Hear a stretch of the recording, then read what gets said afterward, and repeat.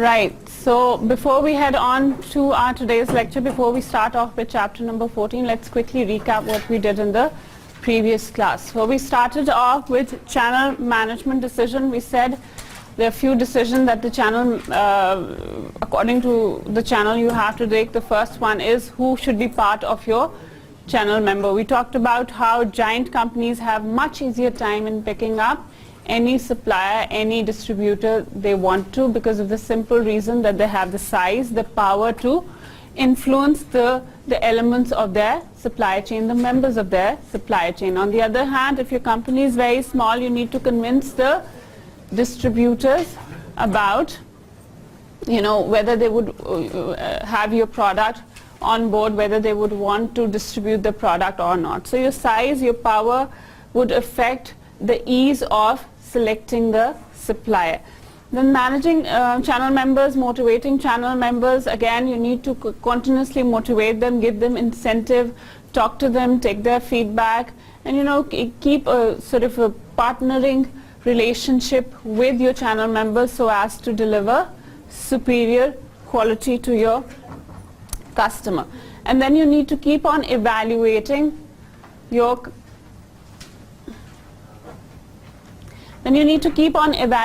your channel members at the very same time as well. How do you evaluate your channel members? See their performance, see their delivery time, what sort of quality are they delivering, is it what they agreed to give you. So all these things decide how good your channel member is, and that would resultantly tell you if you want to keep him on board or not. So if he's a profitable channel member, you keep him on board. If he's not that profitable, eliminating that channel member is a good idea, since he becomes a burden for the organization. Then we talked about public policy and distribution decisions, in which we said that exclusive agreements that you make with distributors, territorial agreements that you make with the distributors, and tying agreements that you make with the distributors, these are all fine as long as they remain under a certain limit. And that limit is that it does not inhibit free competition, because free competition is something that is for the betterment of the consumer. If there's free competition, more products would be available in the market. The end consumer would have wider choice of products at much effective or much lower cost. And that's what governments want, right? That's what economies want for their people. So that's why you want to encourage free competition. And as long as these particular agreements that you're looking at the screen at the moment, all these agreements, if they do not inhibit the free competition, they are good to go. But when they start creating monopolies, when they start affecting the free competition and sort of eliminating the small companies that come up, or the your cottage industry, your small industry, then it becomes a problem for the economy, and that's where public policy decisions come in place, and that's what you would not want to have in your economy. Now we talked about marketing logistics, which includes all the elements of physical distribution. We talked about planning, implementing and controlling the physical flow of goods and services related to information from points of origin to points of consumption. So that is physical distribution. That's the nature of your marketing logistics. We talked about your inbound logistics, and we talked about your outbound logistics. So inbound logistics are logistics that essentially talk about bringing in the raw material into your company. So your suppliers come under, suppliers bring in the raw material, and that is inbound logistics. Outbound logistics is whereby the finished product goes out to the reseller and then finally reaches the customer. That is outbound logistics. And when the a bad purchase, a maybe defective product comes back from the customer to the reseller and then again to the customer or supplier, that is reverse logistics. So these are three different types of logistics we talked about. Then supply chain management is the process of managing upstream and downstream value-added flows of material, final goods and related information among suppliers, the company, resellers and the final consumers. So supply chain would include both the upstream activities and the downstream activities. Upstream activities are, exactly, very good. So your suppliers are your upstream activities. The upstream activity would include getting the raw material and bringing it to the company. And downstream would be, distributing the product, right? So that would be downstream activity. And we talked about how marketing channel was essentially a downstream activity. And your supply chain management is a more holistic approach that takes into account both the upstream and the downstream activity. Now these are major logistic functions that we talked about. We talked about warehousing. Warehousing is where you store the materials, the finished goods, the work in progress, right? So you have, three types of inventories in an organization. What three inventories are we talking about? We're talking about the raw material inventory, the product that hasn't gone into transformation as yet, right? Then you have work in progress inventories, which are not finished, and then you have finished good inventory. So you have three sorts of inventories that you need to store. And for that you need storage space, and warehousing provide you with storage spaces. We talked about distribution centers, we talked about warehouses. So warehousing decision, one of the most important decisions. How many do you want to have? Where would you want to place them so that you could minimize the cost? And then we talked about distribution centers and warehouses. So distribution centers keep the product as long as for a very short period of time. It is just meant to distribute the product, and warehouses are meant to store the product for a longer period of time. So let's say if GFC, we talked about GFC's example, so GFC produces fans in the winters also. So once they produce the fans, they sort of store it in the warehouses. And when it's summertime, they bring those fans from their warehouses to their distribution centers, and from there on they would go to the retailers, right, resellers. So that's the concept of warehouses and distribution centers. Then we talked about inventory management and how carrying inventory costs you a lot of money. And if you want to reduce that money, how could you do that? So the carrying cost of inventory could be reduced by just-in-time, where you order inventories as you require them. So in that way, your customer doesn't go empty-handed. He buys the product. The product is available as he requires, as and when he requires, and the company does not bear extra cost of carrying any inventory that they might not end up selling, right? So that is just-in-time systems. You have RFIDs for that. You have smart shelves concept. So RFIDs tell you the exact location of the product. Then you have smart shelves who are smart enough to place the order into the system directly if they know that the inventory has gone down. So for, let's say, you have tuned the system that when there are 50 products left, you need to place the order, right? So the smart shelf would automatically place the order once it realizes that only 50 items are left in the stock. And we talked about transportation, another major logistic function. There were various concepts, there were various modes of transportation. There was truck, rail, water, pipeline. So depending upon your product's nature, you choose the type of transportation that you would want to use. So cost is a major consideration when you're transporting the product. You obviously want to reduce the cost, but at the same time you want to ensure that the product is in good condition when it reaches the end customer. So you need to select the mode of transportation based on cost and the type of product and the sort of customization that you do for your product. And then we talked about the intermodal transportation, whereby you choose two modes of transportation. We talked about piggy banks, we talked about other forms of transportation. So you have two forms of, or two modes of transportations that you use to deliver products. Then you have logistic information management, whereby you try to incorporate, get all the data, the customer feedback, the supplier feedback, and put it in a system and make it available as and when required. So it you know, sort of regulates the flow of information between the customer, the you know, the suppliers and the company. So it's a very valuable information source for the company. And then we talked about integrated logistics management. That talks about is the recognition that providing customer service and trimming distribution costs requires teamwork both internally and externally. So we've been talking about it for quite a while, how you need to integrate your systems, how you need to work together as a unified team so as to deliver superior quality. And that's what exactly integrated logistic management talks about. It talks about, you know, your external distributors, your internal company members joining hands together to provide a superior service to the customer.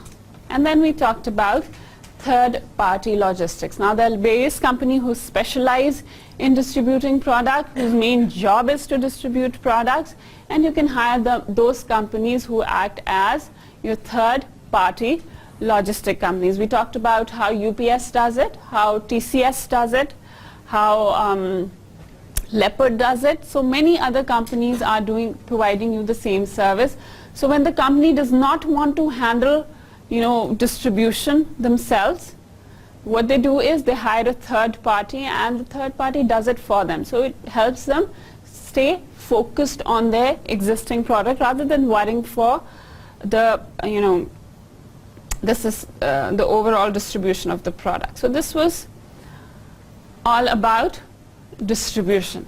Today we're going to start off with chapter number 14 that talks about promotions. So communicating customer value, integrated marketing communication strategy, right? So you've made the product, you have priced the product, you have placed the product.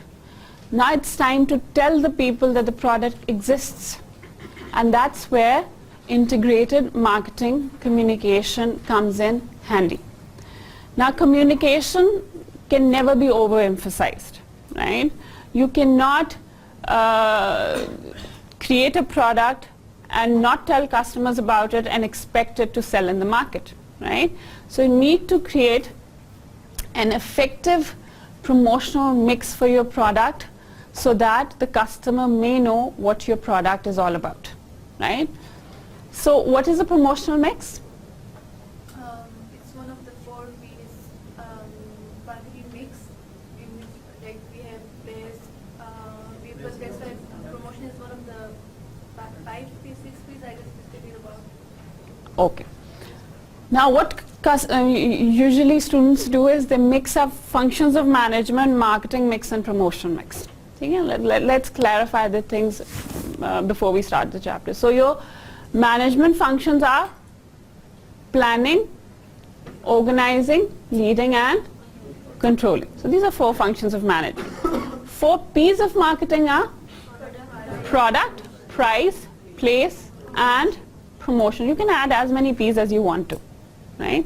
But these are the main 4 categories of P's, right? In few books you will find 7, in few books you will find 8. So you can categorize as much as you want to. But you would realize that eventually they all end up summing up into 4 P's, right? So 4 P's are your marketing mix. On the other hand, your promotional mix or the marketing communication mix, that is the other name, is these 4 items. That is advertising, your personal selling, your public relations, direct marketing, and sales promotion. So 5 things in your book. So advertising, sales promotion, personal selling, direct marketing, and PR activities or public relationing activities. So this is your promotional mix. Now, what you need to realize about promotional mix is that it is not the sole determinant of what is communicated about your product. Now, these 4 or 5 activities are not the only way to communicate with your end customer. What is the other way of communicating with the customer? Word of mouth. Word of mouth? Anybody else? Your product itself is a wonderful way to communicate with the customer. How the product looks is a wonderful way to tell customer what the product is all about. The packaging of the product communicates a lot about the product, right? So if the packaging is good, if it's attractive, then the customer would think of it as a good quality product. He would think of it as a superior value product, right? So these 4 or 5 elements, these are essentially very important for communicating what the product is all about, but these are not the sole communicating factors when it comes to marketing communication. Clear? Right, so let's talk about promotional mix. So the promotional mix is a specific blend of advertising, public relations, personal selling, and direct marketing tools that the company uses to persuasively communicate customer value and build customer relationships, right? So the idea of your promotional mix is to build relationship and to influence your customer, to persuade your customer into buying the product.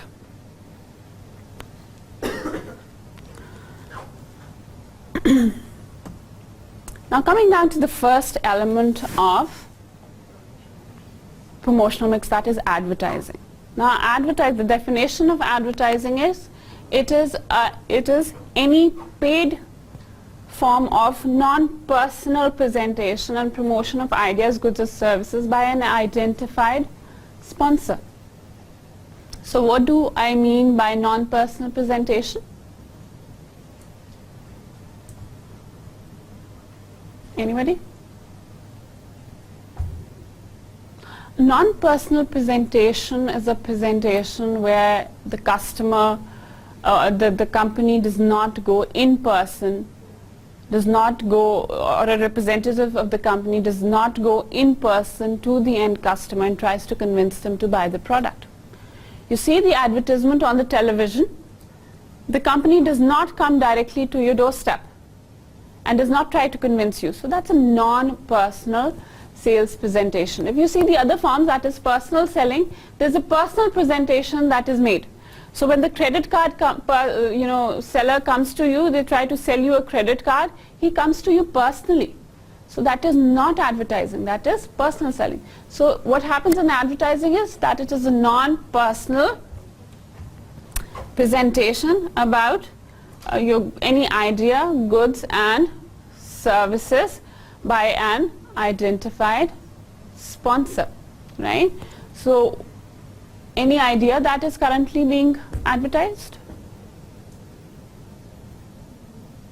For example, switching more into using sustainable energy. Very good. So this is an idea that is being currently sold, right? That is being currently advertised. Donating for the dam may be an idea that is being currently advertised. So these are all ideas. So you have advertisements on ideas, you have advertisements on goods, you have advertisements on services. So what does that include? What does advertising include? It includes broadcast media, that is television, radio. Then you have print media, then you have internet, then you have outdoor billboards. You know, all these are your advertising mediums. Now, the power of media cannot be overemphasized, right? The power of media is tremendous in this day and age, right? The reach of the mass media or the television is great. It goes beyond borders, and you're able to sell your product, you know, regardless of the boundaries. That's the power of media. it does not only helps you to sell a product, but it also helps you creating an image, and not just of product, but of person, people, of countries, right? So we're not talking about media wars, right? So whatever happened in the last few months in the India-Pakistan conflict, we essentially won a media game. We were essentially able to win a media game over India as well as the military, right? So that was a plus point in our in this particular scenario. So the media helps you create an image not only of products, not only of people, but of countries, right? So it helps you create a softer image of the country, and that's why at the time of Pervez Musharraf, they invested a lot of money into propagation of media in the country, because they wanted to create a softer image of the country post the 9/11 era, right? So the media would help create a softer image of the country. It would project the cultural values of the country. It would tell the people that this is the sort of land we have, this is how hospitable people are, this is the food culture that we have, that's the dances we have, these are the folk laws that we have in our country. So that's the idea of media. It tries to portray an image that you want to. It creates that this is the hallmark of marketing, that it creates hyper-reality. It creates a reality out of nowhere. And that's the hallmark of advertising, right? One of the examples that I give in my consumer behavior classes of Taj Mahal, right? So when Taj Mahal was constructed, at that time there was famine in India. People were starving to death. People did not have access to medicine. People did not have food to eat. Yet the ruler at that point in time was creating a monument for his wife, right, as a symbol of love. But at that point in time, thousands and thousands of people died to create that one monument of love. So there's a lot of blood that has gone into creating that one monument of love. And that one monument of love has become a symbol of love as a result of marketing that has been done for that particular monument, and as a result of which India makes a lot of money, right? So there's a lot of tourists that come in to watch that monument, right? Very good source of money, and they've made a lot of movies on it. They've made a lot of songs on it. That is again a useful, a good inflow of money. So they created a reality that wasn't actually a reality, right? So people on an average do not know what was happening in the subcontinent at the time that this particular monument was being created. So this is a hallmark of marketing. It is able to create a reality out of nowhere, right? So the difference between reality and concept is blurring because of the marketing efforts. You can use it positively, you can use it negatively, depends upon the usage. But that's the power of media that we are talking about. The other day I was listening to a talk by Shashi Tharoor. Anybody who's heard him? He's a very eloquent speaker, excellent speaker. I was listening to his TED talk, and he was mentioning about how India has been able to create a softer image. And he was talking about the power of one of their serials. Now, the serial used to come on air. It was televised around 8 o'clock, 8:30ish onto the television. And people in Afghanistan did not used to schedule their meetings, did not used to go to the weddings in that particular time slot. This is the power of media. People did not want to move from their houses in that particular time slot because they wanted to watch a television show. Same goes for the drama serial Varis. It appeared in somewhere 88. Okay? At that particular time when the drummer used to play in the 8 to 9 slot, the roads used to be empty. People stayed at home to watch the drama. That's the power of media, right? So bringing back to the lecture, advertising uses this media, right? So when people watch television, they essentially see advertisements, and when they see advertisements, they get to know about the product, and when they get to know about the product, they use the product, right? And the sales are generated. So that is advertising. Then coming down to sales promotion. Now sales promotion is the short-term incentive that you give to people, right? So incentives to encourage purchase and sale of goods. So your discounts that you give could be sales promotion. The premiums that you give, what are premiums? Anybody? The premiums are the gifts that you get, right? So you buy yourself National Tomato Ketchup, you get a chaat masala free, right? That is a premium that you get, a sales promotion technique, right? You get a pack of Nurpur and you get Ruh Afza free. Very good. Ali has been up to date. Yeah? Tell him. What else? Any other sales promotion going on these days? Uber? Oh, very good. So that is a sales promotion technique. Anybody else?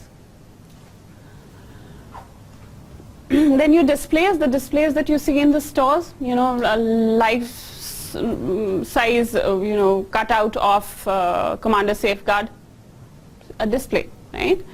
So, you know, a life size cutout of Maggie bowl, a display. So you have different displays that sort of decorate not only the store, but they also help in, they also help in communicating what the product is, right? So it is an excellent way of promoting your product. Then you have demonstrations that they tell you how to use the product. So you have kiosks, and on those kiosks people are telling you how to make Tapal tea, as if you don't know.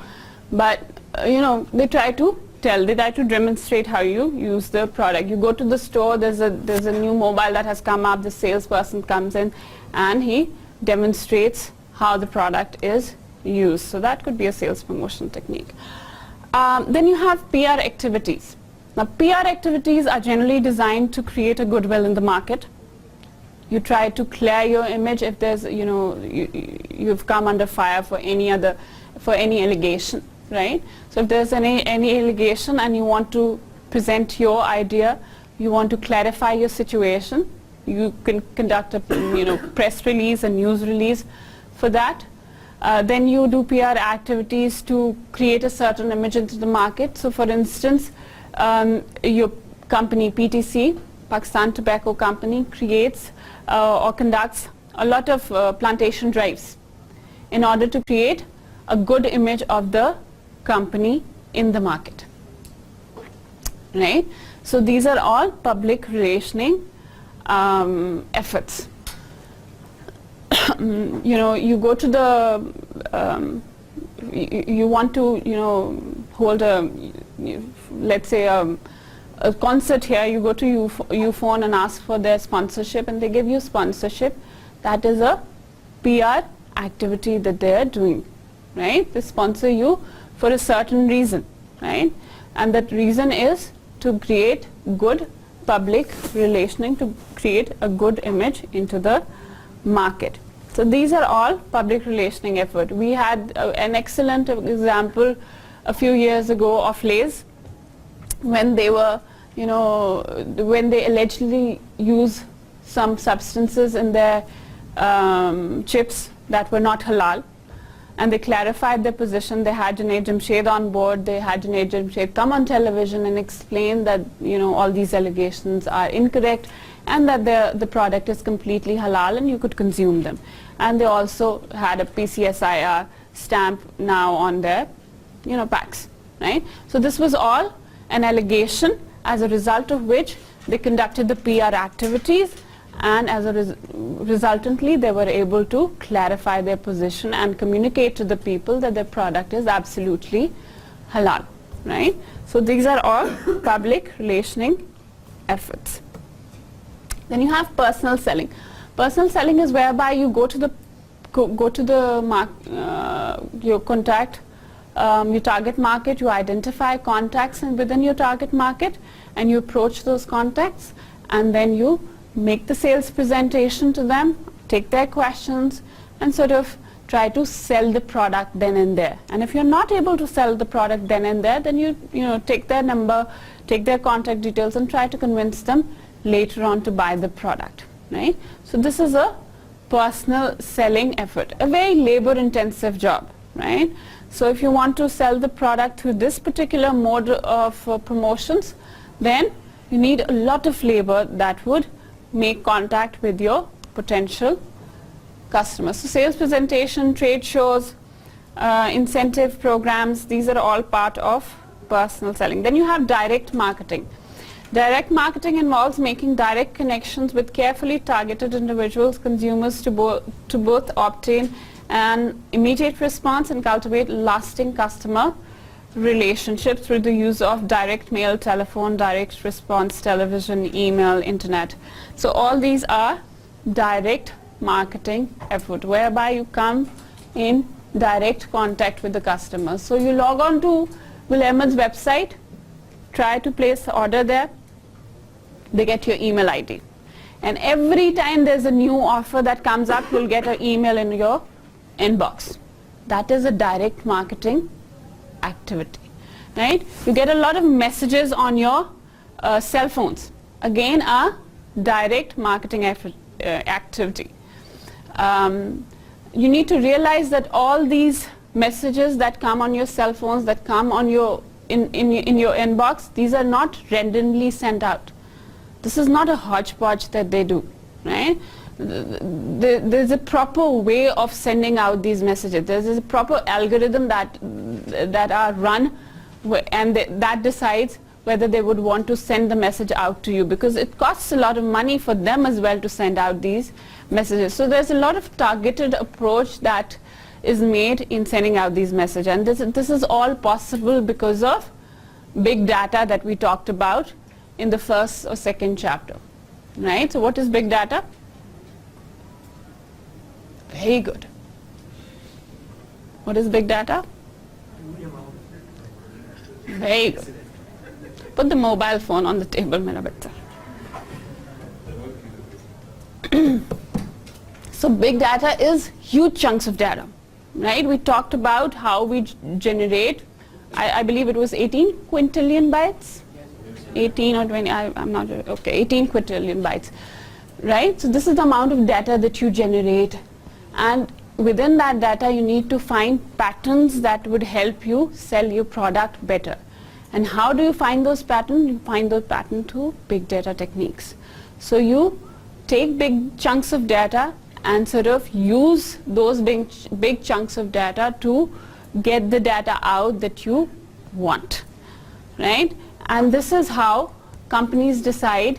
They probably see your internet activity, they probably see where you go to, different locations that you go to, or different other activities that you engage into. And based on all those activities, they tailor their messages and they send the messages with a very targeted approach. And this is all direct marketing. It seems very simple apparently, but underneath it's extremely complex process that you have data scientists that are working within the organizations that are performing all these jobs, right? And this is the new sort of direction that your businesses are getting into, and it is a good time to learn about big data and what it is all about. It would open tremendous job opportunities for you if you learn about this particular field.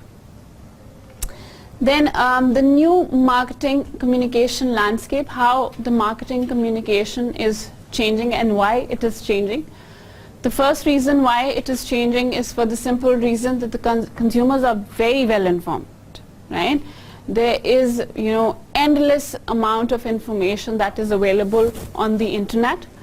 And for every product that you would want to buy, you can go on the internet, compare the prices, get all the brands that are offering, the same product, the services, the augmented level of the products. So you can, gather tremendous amount of information from the internet, as a result of which customers are extremely well informed.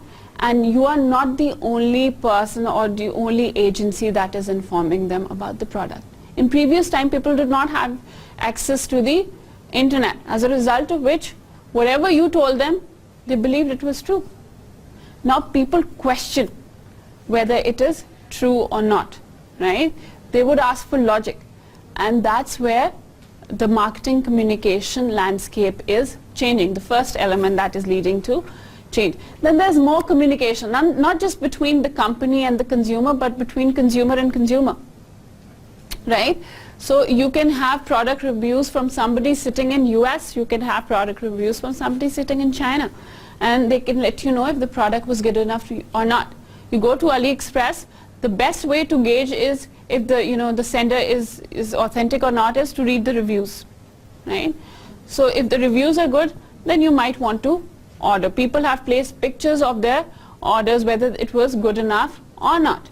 Right? So there's a lot of consumer to consumer contact that also is changing the communication, that has also affected the communication and resultantly the overall marketing landscape. Then there is less mass marketing. We've been talking about segmenting the market, making a more targeted approach, tailoring your marketing efforts as per the segment that you're targeting. So we essentially entered into a more segmented marketing era, and that also has changed the way you communicate with people. And then again, changing communication technology. Previously you just had television, and you used to communicate through that. But nowadays things have changed. You have digital media that has come up, you have social media that has come up, that has essentially revolutionized the way you communicate with people. Previously we used to talk about broadcasting. Nowadays we're talking about narrowcasting. So broadcasting is mass advertising, sending out messages to everybody. And narrowcasting is making a more targeted approach, right? So a direct marketing is a wonderful way of narrowcasting, right? So this is how the marketing communication landscape has changed. We'll keep it here. We'll continue in the next class.